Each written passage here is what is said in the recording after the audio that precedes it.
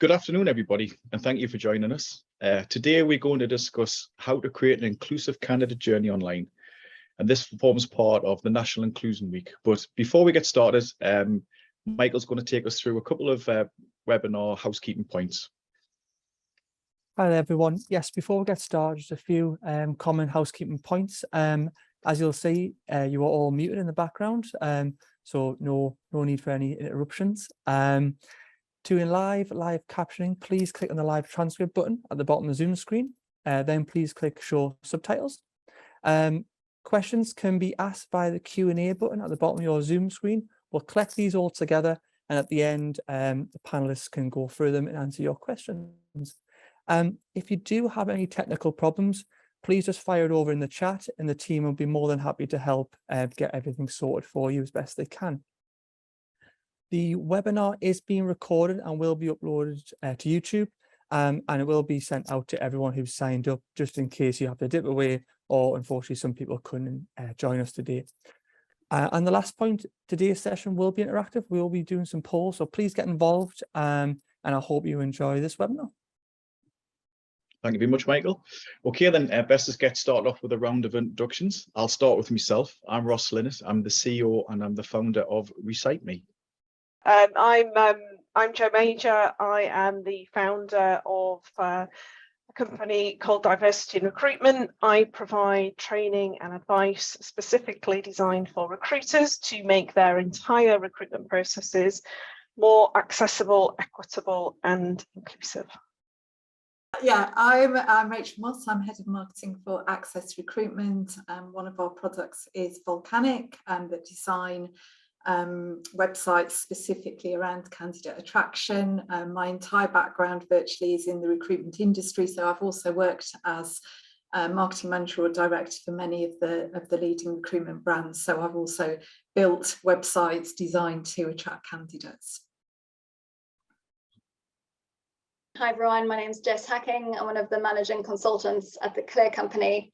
Clear Company is a diversity and inclusion consultancy, and my role is I head up our global audit practice, so really helping businesses to understand, where they are today from that D&I perspective, what's working well, where are the opportunities, what are the challenges, and what does that mean for their roadmap forward. And of course, as well, although he hasn't introduced himself, we've got Michael, who's our marketing director. So I'll move on. This year marks the 10th anniversary of our National Inclusion Week, and it's something that we always get involved with here at Recite Me. This year, the theme is around time to act and the power is now, which I think is very prominent. This is exactly what all businesses should be doing, attracting and, more importantly, supporting talent. Before we deep dive into our conversations with our guests, Michael's going to run us through some quick facts and figures on diverse workforces and inclusive recruitment. Thank you, Ross. I'm just going to share my screen. Hope everyone jump the slides, jump the gun. Yes, so before we get started, I want to set a scene around some global facts and figures. I don't need to read them out. You can see that the population or the amount of people that we should be supporting, it's vast past what we expect, especially when we take into consideration just more than just disabilities. When you've got visual impairments in there, learning difficulties, and even people that don't speak English as a first language, there's a vast amount of people that we should be able to support online and offline. Then when we do go to look at online, there's a real barrier that gets put up there for people with disabilities, and the facts are clear. People around about how 50% are more likely to face barriers online than non-disabled people, and it's up to us to try and make the difference as people in key positions in business to attract and support people in the workplace. And that leads us on into the recruitment and talent. Once again, we need to be there to help them. 1 in 3 job seekers think that online applications aren't suitable for people with disabilities. And we've got 75% of job seekers feel like a condition impacts them search. So especially when it's online, the shop window, we need to be able to help them. And once we actually get people in, it's a great success. Having a diverse workplace, increases cash flow, revenue, better ideas, and it creates a more workable environment for everyone to do a better job and to work in more happiest. So that's some facts there to share before we get into some conversations. And what we're going to do first is we're going to start off with a poll. Yeah. Yeah, we're going to do a poll. Laura, if we don't mind pulling up the first poll and get everyone involved. So hopefully people have been listening to them quick fire facts. How many disabled job seekers think recruiters make online applications accessible? So how many people think that the process is accessible online? This one surprised me, actually. I'm not giving away the answer. In fact, that might have given away the answer, to be fair. But so I've got 50%, 1 in 10, 1 in 5, and 1 in 3. So the answer is 1 in 3. So 1 in 3 people have said that the job application process is not accessible for them, which once again goes back to them big figures and what we need to do together to help the situation online. A second poll, just to get everyone understanding, what percentage of businesses actively seek and welcome disabled candidates? Once again, going back to the facts about diverse workforce and how positive this has on businesses, it'll be interesting to see what we think. So 70% said 53, 23% 63, and 7% said 73. And 70% people are right. 53% of people actually accept disabled candidates into their workplace.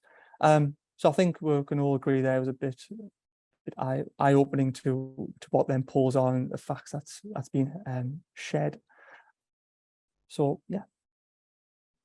Okay then, so let's kick things off with Joe, who's going to tell us about the candidates who are often unrepresented in the recruitment process and some common barriers that they face. Over to you, Joe. Didn't realise I'd be starting things off. Freestyling with no slides. Clockwise, but I don't think we can all see the screen at the same time, so no worries. Okay, so I really like the language that's been used here, the fact that we're using we're consciously using the word underrepresented. Often when we talk about diversity and inclusion, our default setting is to talk about diverse talent. And I think somewhere along the line, it gets a little bit lost in terms of the fact that we're actually talking about human beings who can't access recruitment systems, are not selected for interviews, are not hired, are not paid properly, do not have access to promotions and those projects that help them to elevate their careers because of their identity, their background and their circumstances.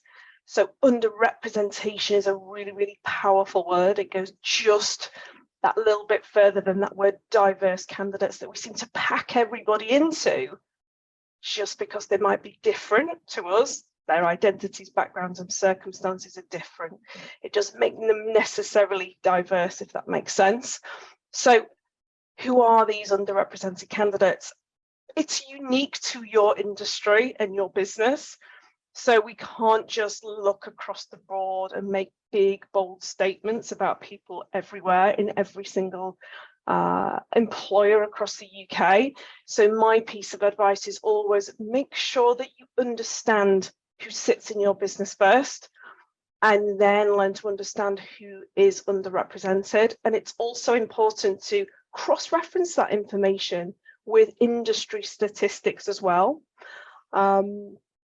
This could be as simple as doing a diversity and demographic survey within your organisation, but just start to think about those identity markers that go beyond protected characteristics that are protected by the Equality Act, because underrepresentation takes many, many forms. Often businesses just look at the optics. We start to focus on hiring more men, hiring more women, hiring more people of colour, hiring more people with disabilities. Actually, if we start to look at the different layers of identity, our organisations are often very representative and diverse as they are.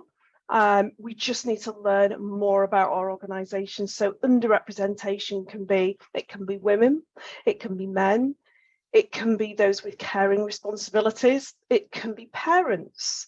It can be people with disabilities. It can be people who are neurodiverse. It can be those people who want flexible working. It can be people with mental health challenges. It can be people without the same qualifications or degrees that the people within your organisation have. So diversity, identity is absolutely huge. So it's really important to think of it like that rather than just kind of set box of 9 protected characteristics. So hopefully that answers the first question that Laura gave me, which is who are underrepresented candidates? In terms of barriers, why do people become underrepresented? A deeper question to ask is, why are people overrepresented? Mhm. Why have we only just noticed? Why now, right? Looking at overrepresentation is the beginning to understanding underrepresentation.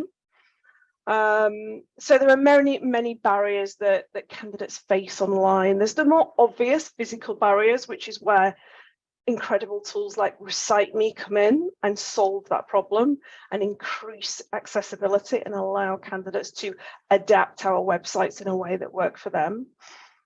There's other things like really complex application processes that create lots of deselection points. There are lots of reasons why candidates will deselect themselves out of application processes. It could be that the first thing that they have to do when they land on your website is look at a job, for example, where the only way to understand what that role looks like is to read something.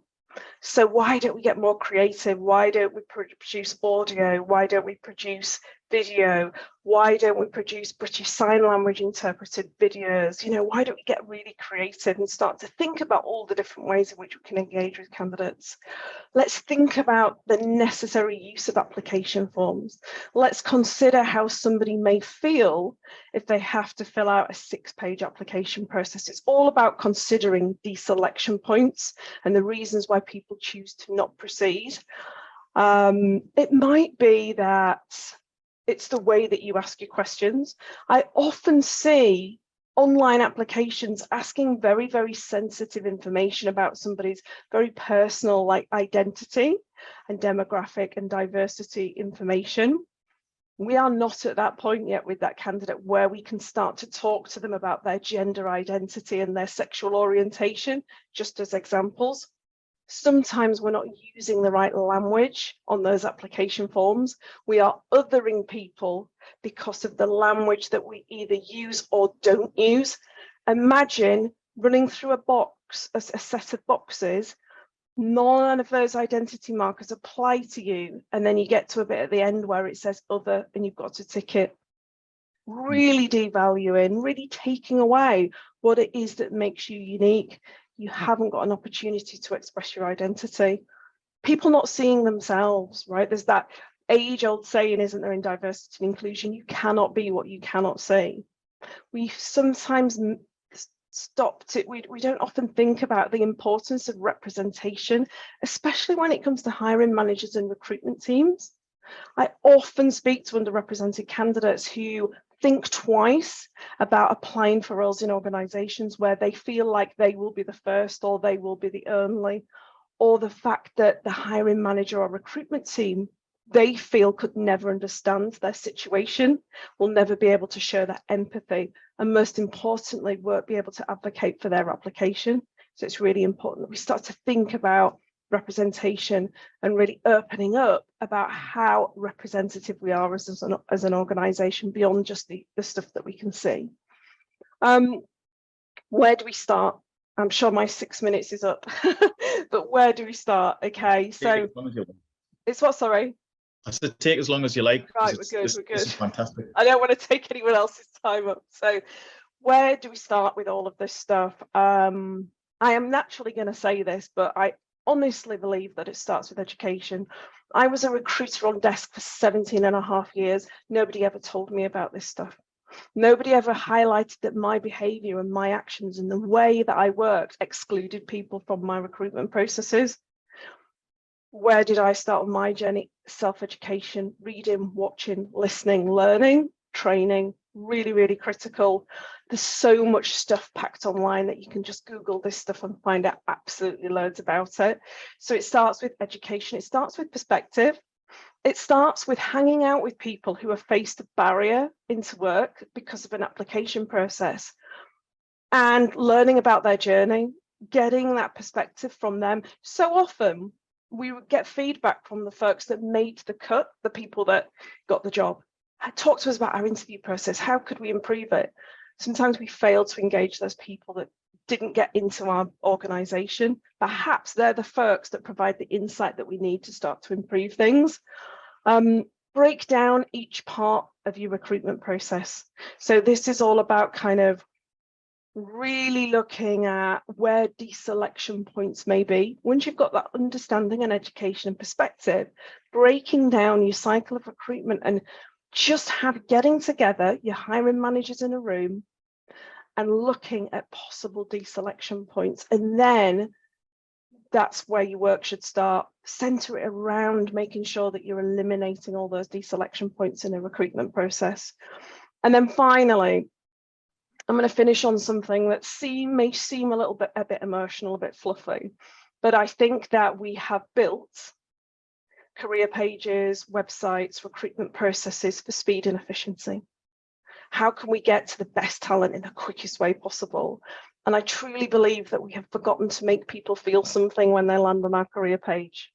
We've forgotten to make people feel like they were always expected, like they're going to be respected when they work with us, like they're going to be valued, like they can show up as themselves, that they can confidently talk to us about the adjustments that they may need in our processes to make the recruitment process work for them.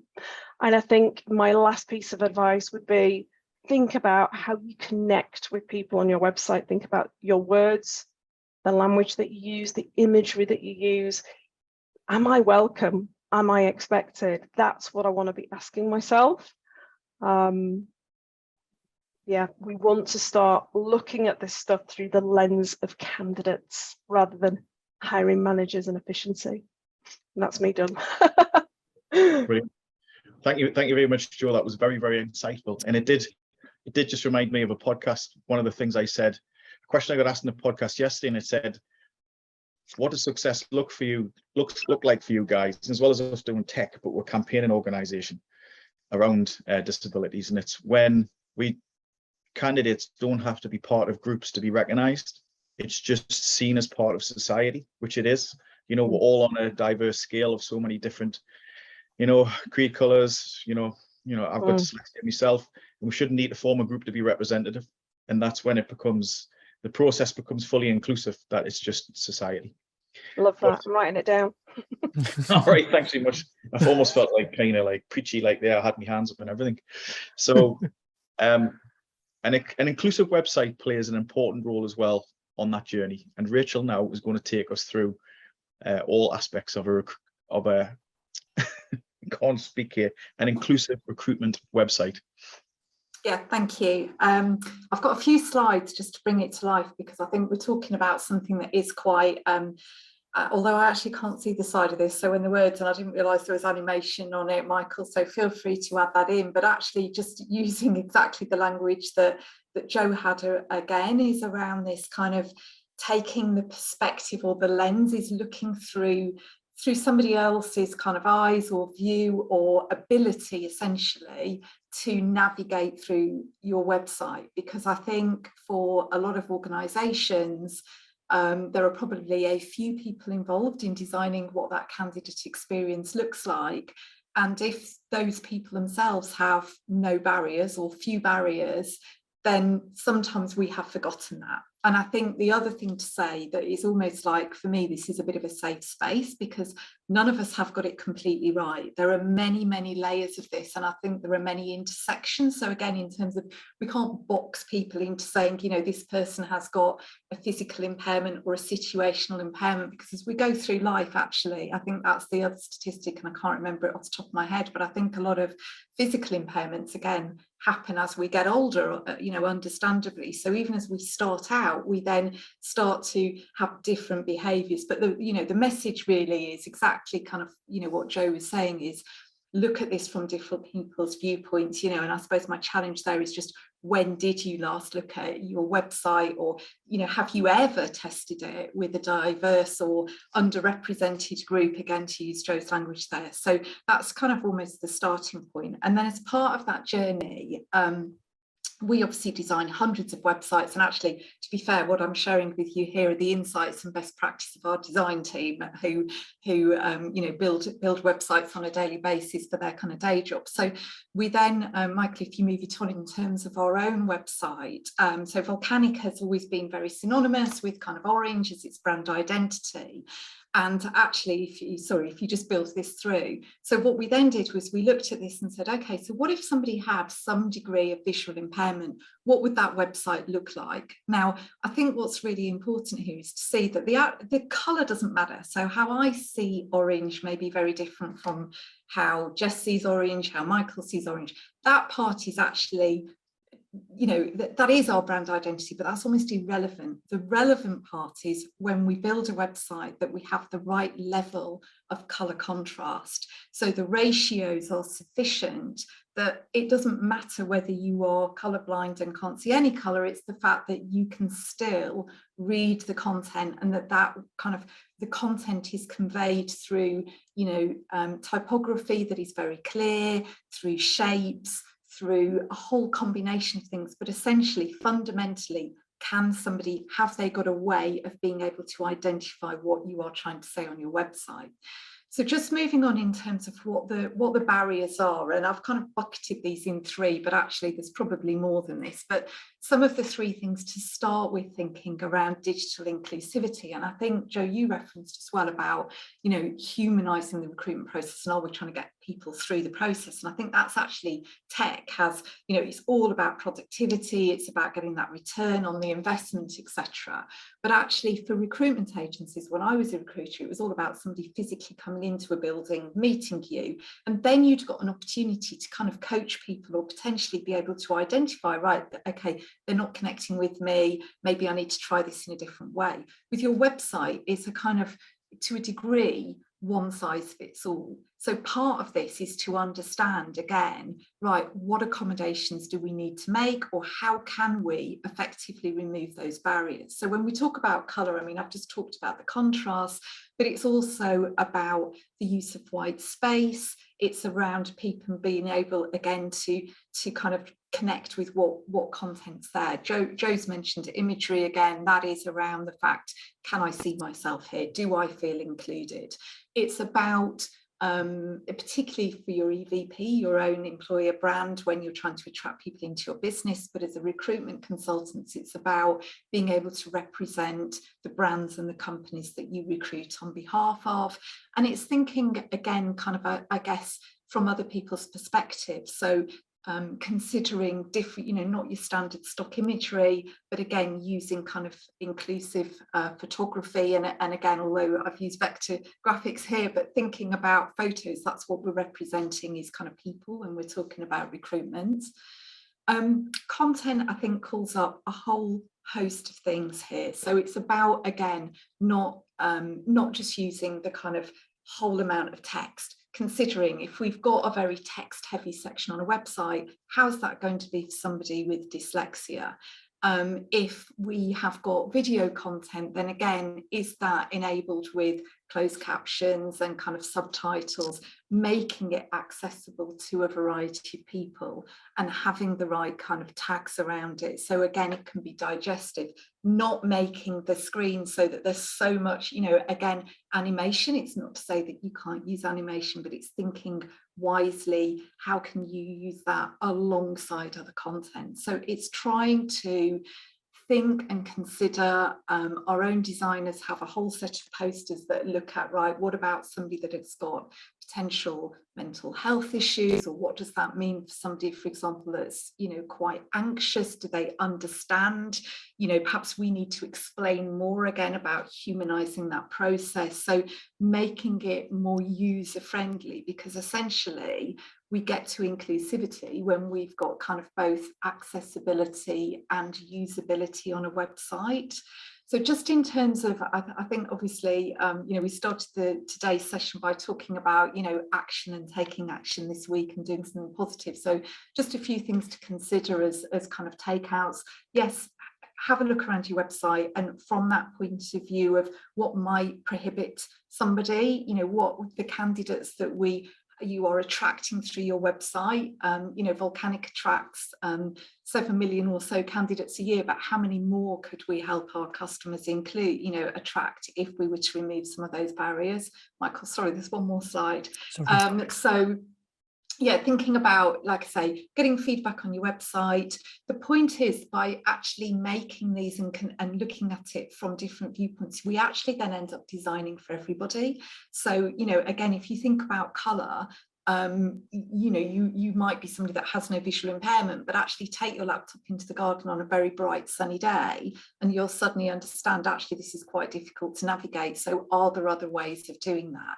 It's about the fact that, you know, if you were unable to use a mouse and you had some kind of, you know, motor skills that you needed help with, again, can you tab through the website? Has it got the right kind of you know, keyboard tools? Have we used the imagery like we've said? User-friendly forms really important, because ultimately we probably do want somebody to apply for a job if they're on a recruitment website. So again, it's about having those visual labels. If you think about the fact that search tools need to be told what on those labels, that's exactly how screen readers work as well. So meaningful alt text isn't about describing the fact that somebody's wearing a white blouse sitting at a table. It's about explaining what the purpose of that image is, or explaining what it is that you're trying to get somebody to do on the website. So helping guide them through. And as a handover, I would say as well, you know, definitely having a Recite Me toolbar will really bring that website, you know, and make it more accessible. And I'm not just kind of saying that because I've been invited to speak on a Recite Me panel. I'm saying because we have it on our own Volcanic website, we have it on our Access Careers website. We can already see, you know, the hundreds of people that are using those tools. I think sometimes out of curiosity, but I also think because people genuinely benefit from having those, you know, different ways. And, you know, as I said, I think for all of us, you know, if you think about the fact that 92% of people who use or watch video, consume video with captions on, that just gives you an idea as well about how designing for everybody can improve the experience. And I think that's probably my single takeaway is you will improve the experience by taking these steps for, you know, for the majority of people. So kind of, why would you not want to do this? Thank you very much, Rachel. I promise everybody we're not paying the candidates to give Recite a plug here. So one thing I would say is that it's very, very important for people to design and put accessible design from the get-go, which is obviously something that we don't do. So we're trying to say accessibility should be, you know, the base consideration from the beginning when you do websites. But what you said mirrors a lot of my journey. Is that, you know, I found out I was dyslexic when I was 22. I had graduated, I was president of the student union, and I realized the world was inaccessible to me. And a lot of that was, you know, I didn't have the ability to customize websites in the way that was right for me. So that formed part of my journey of trying to create the technology where it just was easy for somebody to integrate and have the customization. So touching on Joe and Rachel's points, so when somebody comes to a website, they feel included, you know, and it's about being accepted and, like, you know, integrated. I don't know if that's the right word, into society. But we're very proud, actually, because recruitment was one of the first industries to really pick up the baton. I thought recruitment has been one of the kind of leading lights that's allowed us to almost get our message out. So recruitment industry in general, I'd like to thank you for that. And just to back up with some names, Michael Page, Guiding Group, the in-house teams from Dunelm, Tesco and Very, all the recruitment teams have partnered with Recite. So it's very, very encouraging. And over the last 12 months, 4.5 million pages on the careers website has been using Recite Toolbar. So if I was cheesy, I would get everybody to clap, but I'm going to quickly move on before I drag everybody down. So the next step, how do you create an inclusive work environment? And next we're going to pass over to Jess, that is going to tell her, that's going to explain how organizations can thrive instead of merely survive in an inclusive workplace. Perfect. Thanks, Ross. So you can have, the most inclusive recruitment process and be attracting in talent. What is so key is having that inclusive culture where talent wants to stay, they want to build their career with your business, whilst you're really just at risk of having a very expensive door of revolving talent. So having that culture of inclusion is so key, because without that inclusive environment, you won't be able to leverage the diversity across your business. So when we think about an environment where we have high diversity, but we have low inclusion, we see the formation of in-groups and out-groups. And in this case, there'll be that high employee turnover. People won't feel valued, they're not going to feel included, and you really won't be able to benefit from the creativity and the innovation that comes from where we have both diversity and inclusion.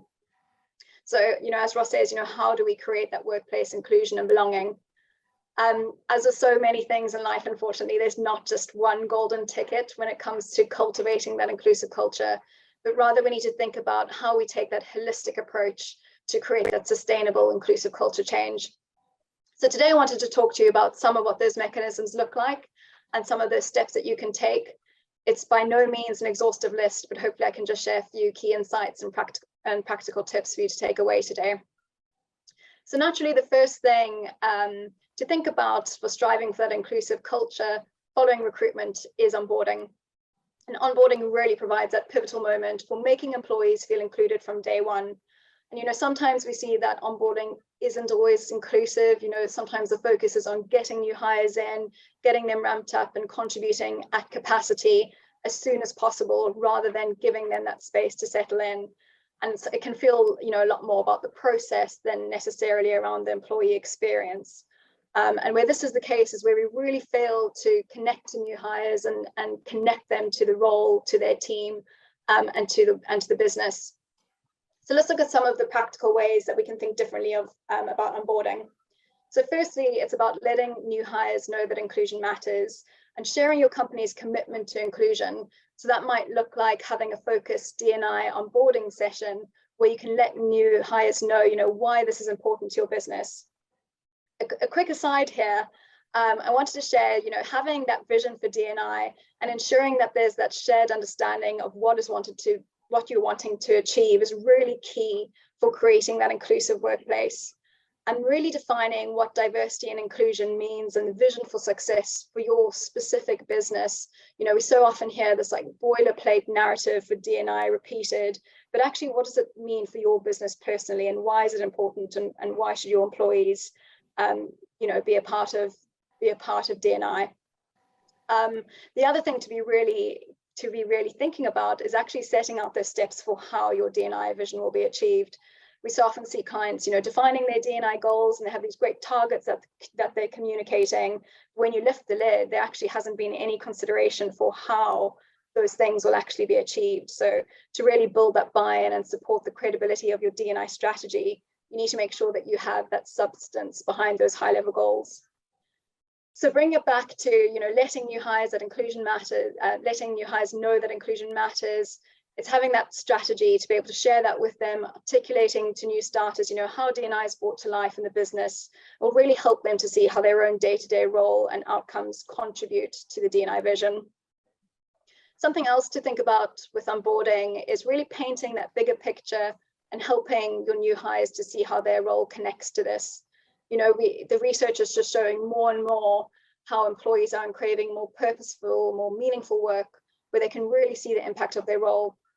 And I think it's so easy to forget what it feels like to be new, especially if you've been in your role for a while, or where you have so much of that institutional knowledge. So we need to really kind of go back to basics and think about when we're onboarding a new team member, helping them to feel included by providing the wider context of their role. So you can think about, sharing your current team strategy or your roadmap, and help give new hires that understanding of what the team does and how that fits into the wider business purpose. Also, I think it can be helpful providing an organizational chart or explaining the different roles and responsibilities across the team, how the team interacts with different functions in the business, just to help them understand, how their role fits into the bigger picture. Something else we can think about is preparing your existing team. And I think this is something that's often left out. Adding a new member to your team will inevitably change its dynamic. So you want to prepare your team for how the new hire will fit in. What are their responsibilities? Who will they be working with? Who they're reporting to? Are they taking on any work from other team members? What does that handover process look like? Something else to think about is getting the timing right. As the saying goes, timing is everything. And I think this is especially true with new hires. You don't want to bring a new hire in over the holiday period or, right before their manager is going on annual leave. It can really feel like then they're just landing and shifting sands and without that support system and kind of make them feel like their arrival isn't really a priority for the business. And then finally, thinking about onboarding is getting feedback and making sure that you're taking that continuous improvement approach. So you want to keep those multiple channels open, whether they're anonymous or in person, so that new hires can share their experience and you can make sure that you're working to always improve that for future hires. I think following onboarding, we want to then start thinking about policies and processes across the whole employee life cycle. Are these fair? Are they inclusive? Are they free from adverse impact for underrepresented talent?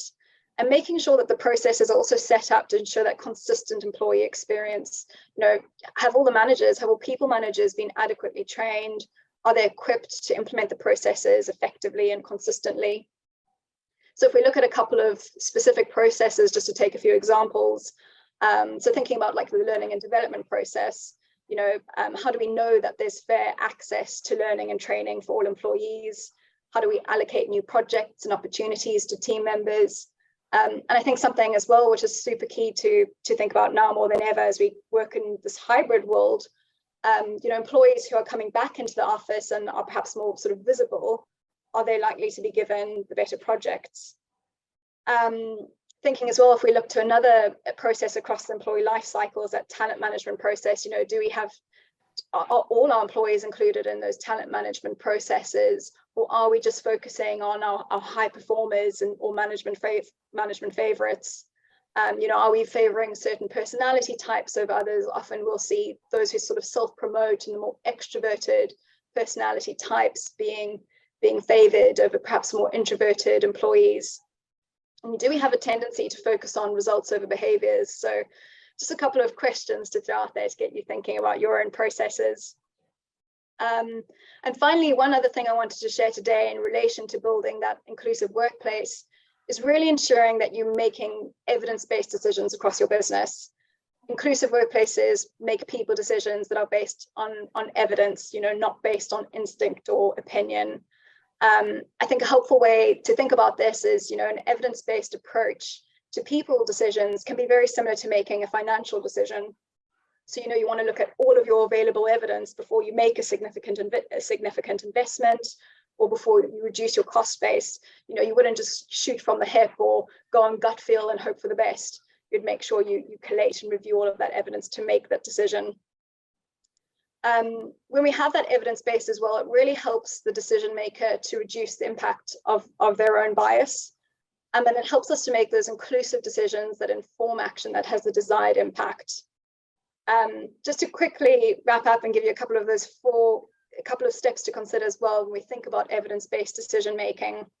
The first one is making sure we're really clear, what is the practical question or problem statement that we need to define in the context of the decision to be made. And really just coming back to that, what is the decision and what are the objectives? Making sure that we're gathering those best sources of evidence. So thinking about both that quantitative data, so your demographic data. It might be if you're kind of looking at your recruitment pipelines, how does that break out across that recruitment? There's different recruitment stages, and as Joe was talking to as well, where are those dropout rates happening? And so, if we're investigating some of those impacts behind adverse impact in that recruitment process. And we also want to look at qualitative data, so thinking around like 360-degree feedback, focus group feedback, and pulling together both of those sorts of data sets really synthesizing that information to determine the evidence-based course of action. And then finally, the key thing is making and communicating the decision. So where we have that evidence-based decision, we have that objective framework, we can communicate openly and honestly about how we've come to decisions. And this transparency in decision-making can be really helpful to create an inclusive culture and help employees to understand, how and why decisions are made. And this in turn, removes barriers, builds understanding, it builds trust and psychological safety, and ultimately increases that inclusion. So hopefully that gives you a few practical pointers to think about, creating that inclusive workplace. One final thing to add, I think, as well, is just thinking about the fact that D&I should really be approached to that continuous improvement lens, thinking about that regular communication, updates on progress. You really want to build that buy-in and evidence how the business is becoming more inclusive. Absolutely. Thanks, Thank you very much for that. Just on reflecting on what you said about kind of using evidence and your own bias, on my own experience is that I always thought I was dyslexic, but I thought I cheated the system by not being caught, even though I told my teacher I was dyslexic and she said, no, don't be crazy, you're not. But the reason I dodged it is because my own internal biases was that people that were dyslexic weren't as intelligent as people who were not dyslexic. And that's actually completely not true, and sometimes often the other way around with people like Einstein, who was dyslexic himself. So you've got to be careful where you let your own biases come in and start influencing your decision when you don't even realize your biases are actually part of that decision-making process. So at Recite Me, one of the things that we always do is that we always try to put the person first. So it's not about the position that they're doing, it's the person that's doing it first. A lot of people advertise for a position and get a person to do it, whereas actually you want to bring a person in and understand them, and then it's about them doing a position. So that's just one of the techniques that we use. Now I'll pass it over to Michael, and he's going to talk us through some takeaways and some last thoughts. Yeah, thank you everyone for some insightful chat. I think throughout everyone's conversations, I think we've provided takeaways and lasting thoughts and action points, but I'd like just to quickly spin back around to each panelist, please, and just, if there's one thing someone can take away in a snapshot in 20 seconds, what would that one thing be? Joe, shall we start with you?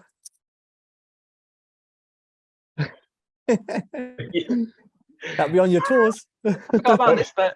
I actually don't. Okay, I think the one bit of advice that I always give to anybody who's about to start working for me is be prepared to change what you've always done. Be prepared to rip up the one-size-fits-all process that you've always had that served you and served the current people in your organisation that are possibly overrepresented. The dare to do things differently, test things, trial things, be brave about it, but definitely make sure that you embrace change. Never try to understand why somebody needs that change if they've told you they need that change. I think that's a useful tool. It's not for us to try and figure it out and work it out and not get it. It's about really welcoming feedback, listening to what people need in that moment so that we can provide them with equity. Even if that means that it slows things down a bit, if it adds extra layers of complexity to the recruitment process, if we're truly committed to inclusion, if we're truly committed to tackling overrepresentation, we need to stop doing what we've always done, because that's not working for us. It's not serving everybody. That's my bit. How do I go after that one? So I think mine was a bit more short and sweet, is that it's a process, and it's a process that kind of never really ends, and it's a process that we're always learning all the time. In 10 years in on having a business essentially around my own discovery I'm dyslexic, I'm still finding out things about dyslexia now. So when we're all kind of striving to become more inclusive, it's a journey that probably will never have an ending, and we've still got to try and learn. I just need to make a point to the audience as well, is that we did try to hire somebody that was going to do some British Sign Language but they unfortunately phoned in sick this morning, so just wanted to get that point across. I think it's because I'm a Geordie and they probably couldn't understand what I'm saying, but hey, you know.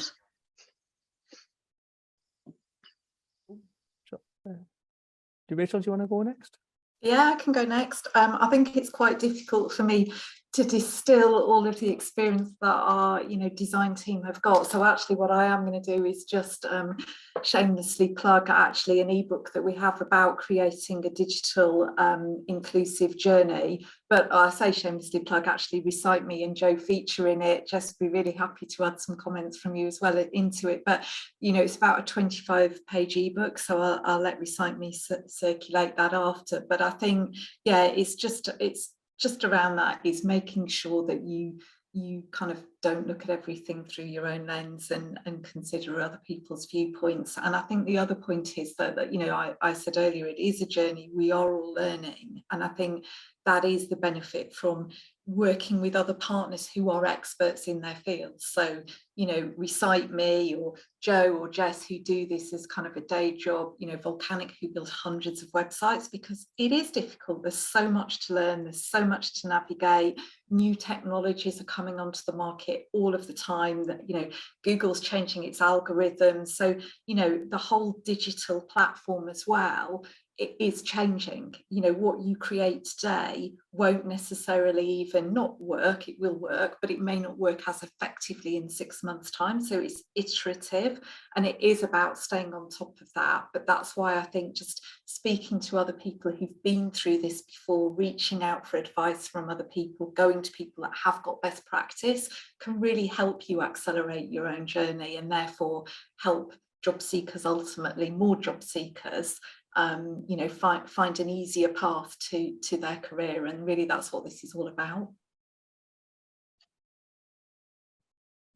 Thank you, Rachel. Jess, I think you give a million things anyone could go away with and do, but if you could maybe pick your best one, which one would someone do first? Yeah, sure. Firstly, just want to quickly build on both Rachel and Ross's points around it being a process. And I think from a culture perspective, it's also helpful to keep in mind that it's not necessarily a linear process. Something could happen, which, you could backtrack and then move forward again. And it's about that continuous improvement piece as well. I think that's just really key to keep in mind. And then something from an actionable perspective, something that listeners can go away and start doing from finishing this call, is really thinking about the timing for when they bring somebody into the business. You've made a great recruitment.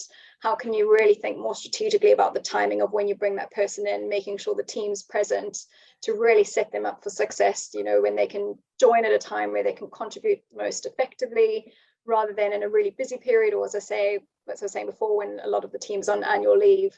I think that's just a really small action, which is really practical, that you can start doing differently straight away. Oh, that's awesome. Thank you very much. So normally I would go to some questions now, but I think that we've exhausted the time, and I think everyone's shared loads of facts and figures and information that people can take away. So what we'll do is we'll collect the questions from the audience, and we'll create a little sort of takeaway document that we'll send out to everyone at the end next week, which will have contact information from everyone on the panel today, and some answers and some actions to your questions that you can have there straight in your inbox. So that'll come over to everyone that is signed up next week. And yeah, I think that'll be the best way. Right. Want to thank all the panelists. I really appreciate your time. That's fantastic. Thank you very much, everyone. And thank you all for everyone joining us today.